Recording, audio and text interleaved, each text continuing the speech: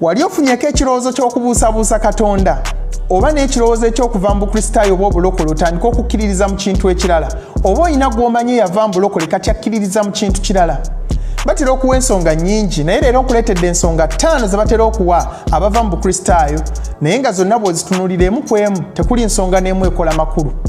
babuuzaako mwena mikwano gyange amanya gange Nzerukomwa Jonathan bweguba gwe mulundi gw'ogusoose ndi musanyufu nnyo okwaniriza ku Jack Online Ministry bambi subscribe ku YouTube channel yaffe yigira Facebook group yaffe era likinga page yaffe teweerabira kunyiga kaddaako oleme kusuba video yonna gye tugenda obeera nga tuteekayo gwali ku YouTube leero nkuleetedde ensonga 5 abantu ze batera okuwa nga bava mu Bukristaayo oba okukkiririza mu Yesu Kristo ne bakyusa okudda mu ddiini endala naye ensonga zino singa otunuulira emu ku emu tekuli nsonga n'emu erina ggumba ekisooka nokkiriza Katonda okukolera ekintu n'atakikola n'oyita mbulumi okumala ebbanga eddene nokkiriza okuwonyeza omwagalwawo n'atawona n'olowooza oba Katonda takwagala oba tawulira ssaala zo oba yakuvaako oba akolera balala n'otandika oseeseetuka mpolampola okujja obwesigwa bwo mu ye mukwano gwange nsooka okwenenya olw'enjigiriza enkyamu etulimu egamba nti kasita okkiriza Yesu Kristo bwe pa ebyo biteredde teri kaaba teri kulumwa njala ojja genda mu Amerika teri kufiirizibwa buli kimu ojja kifuna mbudde bwakyo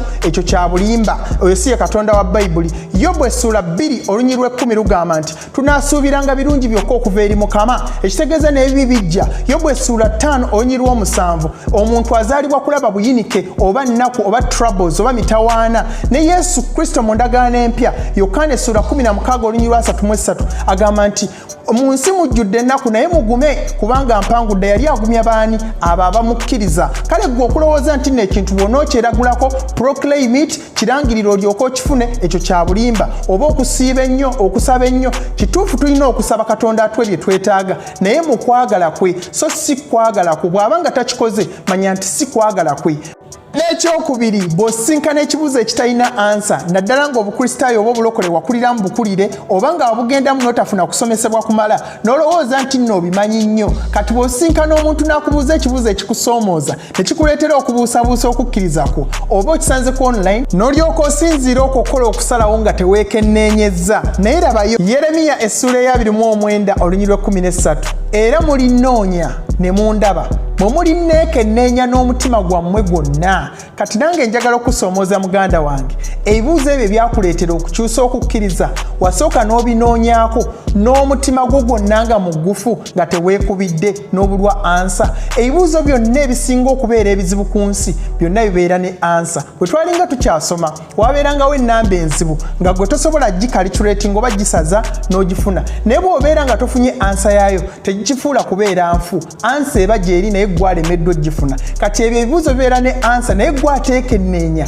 n'omutima gwo gwonna n'emmeeme eyo yonna okunoonya Katonda okuddamu ekibuuzo ekyo waliwo ebisukkuluma okutegeera kwaffe naye neera Bayibuli ebyogerako mu kyamateeka ekyokubiri essula eya 29 olunyi lwa 29 naye ebyekyama bye bya Mukama Katonda waffe naye ebitubikkuliddwa bye byaffe n'abaana baffe kati oyinza obbeera nga gwe byoyagala okunoonyerezaako Katonda yabyesigaliza tewaliiyo ng'atonda eggulu n'ensi tewaliiyo muwabula ng'ateeka emmunyenye n'omusana waggulu mu bbanga nga tewaliiwo kintu kibiwaniridde kale ekimufuula Katonda kwe kubeera ng'ayina ebyama bye yeesigaliza nga ye ekintu bwe kiba nga tekirina kyakuddamu tekitegeeza nti nno tekiriiyo nkiddamu ekintu bwe kiba nga tekirina kikinnyonnyola bulungi tekitegeeza nti nno tekiriiyo eggulu tetulirabangako naye tukkiriza nti nno gyeriri ekyo kye bayita okukkiriza okukkiriza kyeki kwe kukkiriza ekintu nga tokirabangako bw'oba nga tolina kukkiriza toyinza kusanyusa Katonda n'ekyokusatu oyinza obbeera ng'olina ekifaananyi ekibi eri ekkanisa omusumba oba omuweereza nga yakola ekintu kye wali tomusuubira oba wawulira kiwulire oba kyakolebwako oba olina obujulizi neggwamu nnyo amaanyi kubanga wali olaba nti ye asemberedde nnyo ne Katonda kati n'osalawo osuule okukkirizako olw'ensonga omuntu gwe weesiga yakumalamu amaanyi naye jjukira nti Zabbuli essula y'e18 olunyi lw'olw'omunaana lugamba nti kirungi okwesiga Mukama okusinga okwesiga abantu walokoka ani walokoka muntu oba walokoka Yesu Kristo tetukoppa kifaananyi ky'abantu kubanga waliwo abantu abalwanagana n'emize okumala ebbanga eddene ayinza obbeera nga ye alina okwaka nga ye bw'alaba sikaati tagiyisa naye ate Kristo Yesu bwe yali katugoberera Yesu Kristo so tetugoberera abantu oba kibiina ky'abantu abakola akabi kati abantu osobola obbenenya naye tosobola kwenenya Kristo ku luuyi olulala oba side B ku kanisa gye wavanga ogamba nti no bakusayira omusango nawe njagala weekubemu ttooki weebuuze kyewali okola kyali kituufu kyali kitambulira butereevu n'ekigambo kya Katonda gwe yali alina okwekuba mu ttooki okyuse entambula zo kubanga baali bakuyamba okutereera obulungi ne Katonda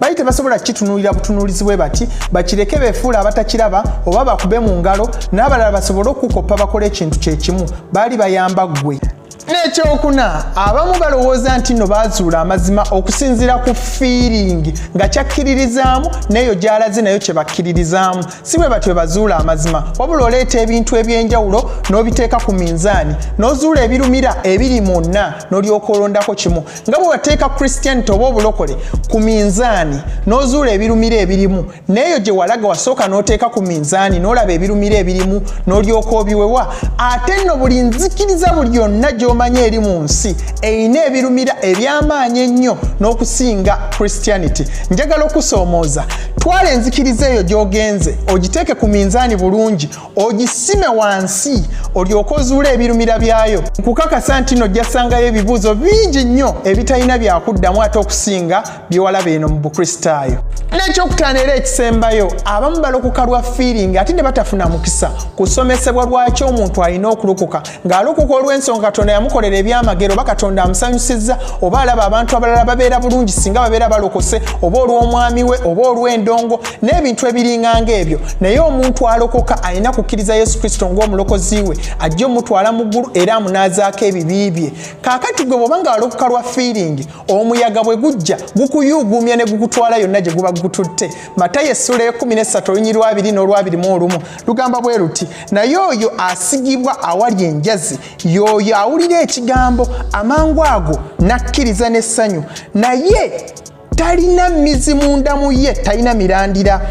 alwawo katini bwe wabaawo ennaku okuyigganyizibwa olw'ekigambo amangu ago yeesittala oyo omuntu atayifunye emmizi atamanyi lwaki omuntu alokoka wabaawo omuyaga oba okusomoozebwa ku tini ng'agenda n'omuyaga nga bwe ki nga bwe guli omuntu oyo alimu ebika bya mirundi ebiri asobola okubeera nga ddala tayalokokanga takkirizanga Yesu yadde akyogera ku mmwa nti ndi mulokole naye kennyini akyogera akikakasa nti ndi mulokole naye ng'ekituufu talokokanga takkirizanga Yesu Kristo ng'omulokozi we oba ekyokubiri nga yalokoka naye nga Katonda ajja mukomyawo kuba tukimanyi nti Katonda alina amaanyi asobola mukomyawo kasawa akasembayo oba kaseera ke ng'anaatera okuva mu bwakabaka buno obw'oku nsi mwebale nnyo okubeera nti mulaba vidiyo zange Mukama bampeere nnyo omukisa bwe gubeera nga omulundi gw'ogusoose nkwegayidde bambi togenda nga tomaze kusubscribinga ku YouTube yiga akaddaako oleme kusubwa vidiyo yonna gye tugenda obbeera nga tuzzaako Mukama bampeere omukisa Jack Online Ministry